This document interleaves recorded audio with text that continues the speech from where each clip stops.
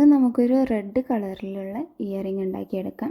സിമ്പിളായിട്ട് ഉണ്ടാക്കിയെടുക്കാൻ പറ്റുന്നതാണ്. സെൻറ്ററിലായിട്ട് സ്ക്വയർ ഷേപ്പുള്ള കുന്തൻ സ്റ്റോണാണ് വെച്ചിട്ടുള്ളത്. പിന്നെ അതിൻ്റെ ചുറ്റോറും സ്റ്റോൺ ചെയിൻസും വെച്ച് കൊടുത്തിട്ടുണ്ട്. പിന്നെ നമ്മൾ ഐ ഷേപ്പുള്ള റെഡ് കളറിലുള്ള കുന്തൻ സ്റ്റോൺസ് ആണ് പിന്നീട് നമ്മൾ യൂസ് ചെയ്തിട്ടുള്ളത്. നമ്മൾ അതിക്കൊരു സിമ്പിളായിട്ടുള്ള സ്റ്റഡും കൂടെ ചെയ്തെടുത്തിട്ടുണ്ട്. പിന്നെ അതിന് ഹാങ്ങിങ്സ് കൊടുക്കാൻ ഞാൻ അവിടെ യൂസ് ചെയ്തിട്ടുള്ളത് റെഡ് കളറിലുള്ള ക്രിസ്റ്റൽ ബീഡ്സ് ആണ്. അപ്പോൾ അത് ഈ ഒരു രീതിയിലാണ് വെച്ച് കൊടുക്കുന്നത്. ഞാൻ ആടി കളിക്കുന്ന ഹാങ്ങിങ്സ് ഉണ്ടല്ലോ, അതുപോലെയല്ല വെച്ച് കൊടുത്തിട്ടുള്ളത്. അതുമൊക്കെ അറ്റാച്ച്ഡ് ആയിട്ടുള്ള ഒരു ഹാങ്ങിങ്സ് ആയിട്ടാണ് വെച്ച് കൊടുത്തിട്ടുള്ളത്.